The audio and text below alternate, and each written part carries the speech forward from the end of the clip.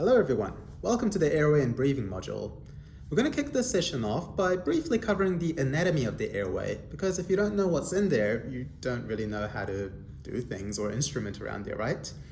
So if you look to your left, we can see there is a diagram that shows the human airway. So two things I want you to focus on. First, you can see that there's a 90-degree bend from the mouth into the tongue, into the oropharynx, into the larynx, and then trachea. So you've got a bit of a bend that you need to work around. This is why when you've got a patient's airway, you need to make sure it's not just straight, not left to right, but also you need to tilt the chin up and tilt the head back to open up the airway better. Second important thing, you see that big fleshy structure right in the middle? Well, that's the tongue. In an unconscious patient, you can imagine the head is going to be rotated this way, and the tongue's going to fall back into that oropharynx, blocking the airway. This is what people mean when they say someone swallowed their tongue, which is scientifically incorrect, and I don't know why movies keep saying that. Anyway, in an actual resuscitation, the tongue becomes your biggest enemy, so you need to figure out how are you going to remove the tongue from the airway to prevent it from causing a blockage. Let's jump over to an actual mannequin so we can show you how to position the head in a resuscitation to prevent the tongue from being an obstruction.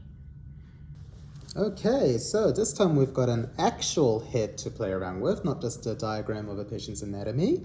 So let's show you how we can optimize the positioning of this airway, thinking about the anatomy that we just learned about. So you can imagine if the head is folded over like this, the neck is going to kink and the airway is also going to kink, so that's not going to be good. So we want to make sure the head and neck are nice and straight. On top of that, the biggest enemy is your tongue. So we want to get the tongue out of the way because the tongue's going to be flopping around in the back of the throat here, stopping any air from getting in. So there's two big ways we can do this. The first is what we call a chin lift, head tilt. So the tongue is attached to the jaw, which means that if we lift the chin up like this, then the tongue follows with it. And to augment that, what we can do is we can tilt the head up, and that will straighten up the airway from the back of the mouth, throat, and the lungs. So once again, straighten the patient's head, one hand on the head, one hand on the chin, and then you do a head tilt, chin lift, and that'll open up a patient's airway and keep it straight. Now, in a person with a C-spine injury, you obviously can't do that. You don't want to be moving the head around. So what we can do instead, and this is my preferred method of opening up the airway, is something called the jaw thrust. It's a similar principle to the head tilt chin lift, but instead of tilting the head, we're just going to be lifting up the jaw.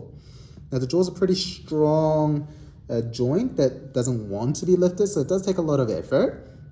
So what you want to do is you want to take your hands, put two fingers at the corner here, which is called the angle of the jaw.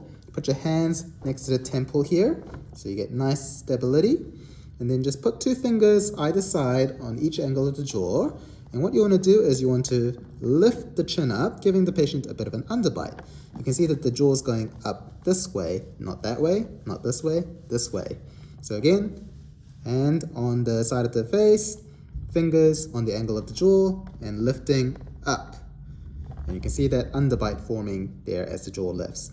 What that does is, again, lifts the tongue out of the airway so that you have a nice open airway to ventilate through. And that's positioning the head.